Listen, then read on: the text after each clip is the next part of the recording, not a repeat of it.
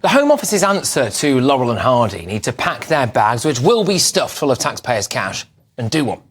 I've been incredibly harsh on Rishi Sunak. I've been incredibly harsh on the government when it comes to immigration. But yesterday we saw the reality of the type of person tasked with implementing government policy and the will of the people. And they are a complete shambles. Sir Matthew Rycroft, Simon Ridley, they're called. And it's not just that they couldn't run a bath. It's that they clearly don't even care about running a bath, and actually they don't know where the bath is. Yesterday, they turned up to a Home Office scrutiny hearing and they gave worse answers than someone at a job centre who's desperately trying to remain on unemployment benefits. You know how people have been worried about asylum seekers and the fact that maybe they just leg it and disappear? Well, we have no record of that 307% increase, the 17,316 claims withdrawn in the last year. You haven't a clue where those people now are. So these are people who have made a claim, who we have sought to invite to interviews, or we have sent out questionnaires, who have not responded, and the point at which they are not engaging with the system that leads to a decision, we have withdrawn their claim. So you tick them off the list, but they haven't gone home. They haven't gone home. I don't know. We don't know. So you have no idea where those 17,316 people are. I don't think we know where all those people are, no. You have no idea. Thank you very much, Chair. That's a chap called Simon Ridley there. A quick Google search of his name reveals he hosted a masterclass for young people looking to learn about the civil service. Presumably, that masterclass lasted about 30 seconds. He couldn't answer any questions and he got lost trying to get there. You know how the public really care about illegal migrants being deported? It's quite a big deal, I think, isn't it?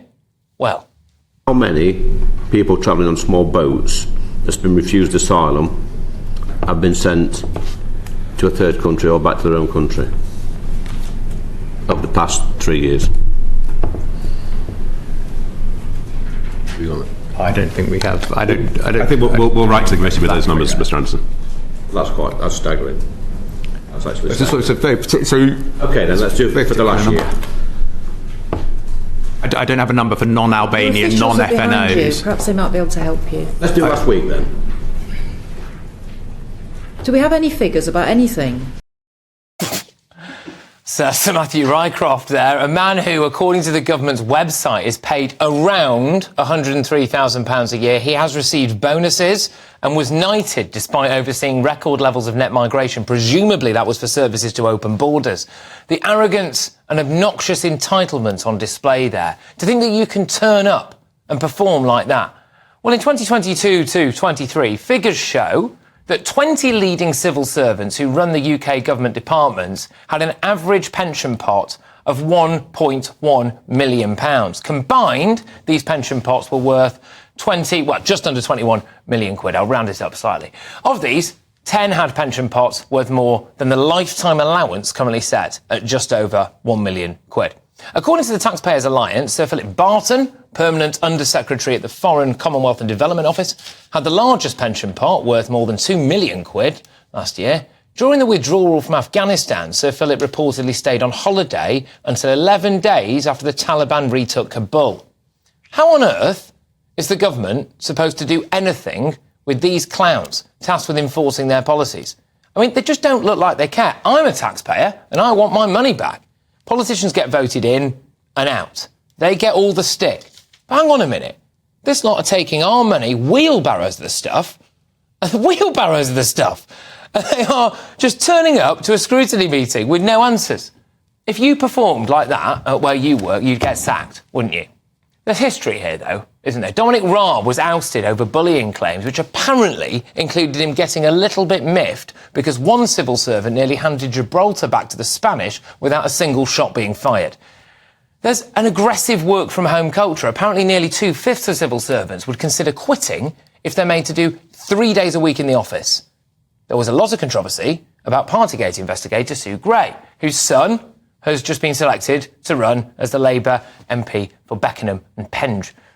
She's now Sir Keir Starmer's Chief of Staff. Now, of course, there was never found to be any issue there in terms of her being compromised in any way. There is clearly a layer of apathy, arrogance and incompetence behind a layer of weak government. If Sunak had any strength, he'd get rid of Laurel and Hardy from the Home Office and replace them with people who at least look like they care. Well, let's get the thoughts of my panel now. Daily Telegraph columnist Madeleine Grant, I've got Conservative peer Lord Bailey, and I've got author and broadcaster, the wonderful Amy Nicole Turner. Madeleine, I'll start with you. Do they need to be sacked? Well, I mean, I think that was absolutely shameless as a display. I think it shows a level of contempt for the general public. I think if this were a business, heads would roll according to on this basis. I don't know exactly. I mean, it's not done for the Prime Minister to interfere in the inner workings of the civil service, but this is the kind of outing that really gives you an insight into the pushback that government ministers are experiencing when they try to actually implement the kind of policies that people in Britain want to see enacted, and the grave concern that many people feel about migration and channel migrants. I thought that actually pulled back the curtain on the reality of it. It's all very well and good me sitting here and giving Rishi Sunak both barrels and all of this stuff, but the reality is, if that's what he's up against, if those are the people who are tasked with implementing not just government policy but also the will of the people, we've got no chance, have we? Look, if you look at those two men, it's one poor performance, and in their careers they may have 100 good ones, but it points to something more important. It's politicians that we give all the ire to, and the civil service skate by. Now, there's vast parts of civil service that work brilliantly, but there's clearly some problems here. But it looks to me that the civil service are beyond reproach. Who is watching the Watchmen? So if you're a civil servant, very senior civil servant, you have time, and you just think, I'll wait until somebody removes this politician who I don't like or doesn't do what I want to do. Yeah. If you're a civil servant, that's not the case. And why I think that's important to acknowledge, because if you look at other states across the world, America, for example, those politicians bring in their civil servants and they leave with those civil servants. And what that means is a greater level of accountability. Because let's be clear, unless the likes of you keep on about this story will just disappear into the ether. I find it absolutely staggering, honestly. There's a lot to this, right? But the idea that you would turn up to a meeting like that as unprepared, that, for me, shows a level of disdain for what is one of, if not the major issue of the day for a lot of people out there. I know a lot of people watching and listening to this. Amy, what did you make of that then? Do you think that they should go as a result of this? I think you've picked the wrong villain here. Oh. I've seen plenty more ministers turning up to committee meetings. I'll name one, Suella, when she was asked to simply cost the Rwanda deal, and she simply couldn't. She couldn't do it. She couldn't present the figures. I think it's incredibly important to note that we always cherry pick out the civil servants who earn these great big pensions. Your average civil servant is just about scraping by. It's really unfair to characterise them as these moneyed. We always like to think of them at home, working from home on their pelotons, that sort of image. And really, a lot of them are working. They're working incredibly hard to take policies that can't be implemented, are completely impractical, and they can see that. And they're just. Here's an excuse for not knowing this. See, this is the thing, right? You know, to not be able to answer basic questions, for me, just shows you, in my view, you don't care. The bottom line is this.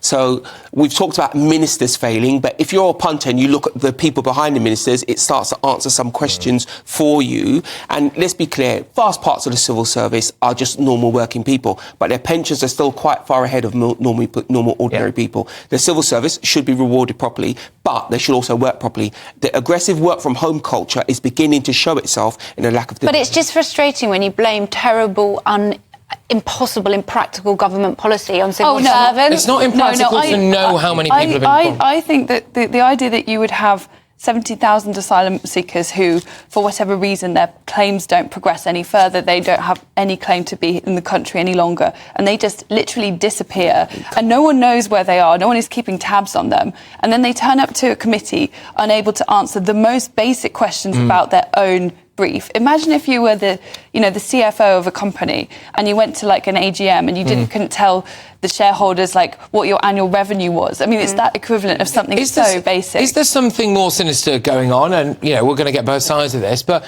is this a lot of people in the civil service who have got an anti-Tory bias? Are they actively not working towards it? Maybe they think, look, Rishi's only got... It's been a circus, and Rishi's only got a year and a bit left. I can't be bothered to do any of this stuff. I don't know. What do you think? I think that might be part of it. I also just think that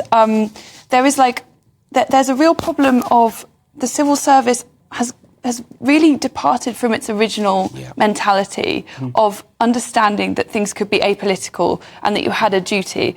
And of course, when a government is weak, I think the civil service and, for want of a better word, the blob will kind of expand to fill that void. The blob does quite well in chaos, and we've had a lot of turnover of prime ministers in the last few years.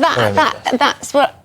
There can't be great morale if you're constantly being berated and called the blob. But maybe you should be... But then you see recognise stuff like... You see stuff they're like supposed to go hand in hand. The thing is with the blob is that I know it's not an ideal word, but then you read about stuff like that we're going to be talking about a story shortly, in which it became clear that Steve Barclay had various proposals to try to reduce the numbers of migrants. Those proposals were outrageous. This is an important thing. That's an example of an impractical policy and a civil servant doing its job. No, it's not. That's actually wrong. It's not their job. The civil service should be invisible. They should not have an opinion one way or the other. No, they should just act. But they have to look at whether it's possible to implement the practicalities.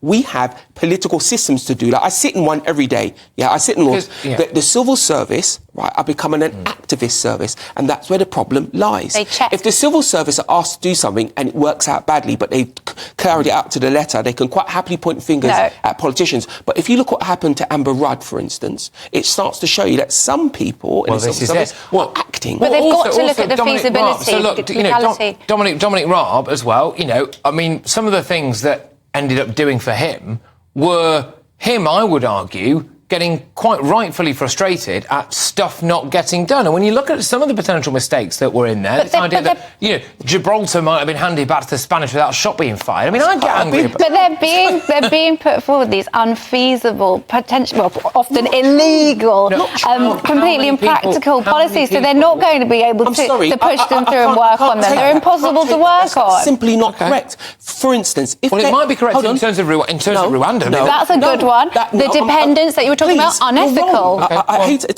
because if it's illegal, that's what our legal system is for. We have a Supreme Court, we have some of the best lawyers. What's the point of working on it, spending loads of money on it if it's impossible to implement? Their job is to be the checks and balance of the policy in an unbiased way. I think you're confusing two things here. I mean, even putting Rwanda aside, I don't think it should be controversial if a minister says that you could have more of a guest worker scheme where people come and they don't bring family members with them. We should push for that. That's not an insane policy. I think that's unethical. Why? Yeah, because you're a conservative. You love the nuclear family. Let's keep them together at least. Okay, fine, but is this not the point? You have to pay for dependence, and if the public doesn't want that, and if people are happy to come without dependence, that shouldn't be beyond the Is this not the point, though, Amy? And very finally on this, if that policy is not illegal, right, which it is, which the courts would decide, which the courts would decide anyway, and an elected government official wants to implement that policy, and you are a civil servant, you shouldn't really say, well, I'm morally opposed to it, so I'm not going to do it. No, it's not morally opposed. It's from a completely neutral, impartial, apolitical way to say that is unethical. No, I'm not. No, if you use the word... Hold on. The word ethic means you've had an opinion. The only people who have an opinion are the politicians and the law.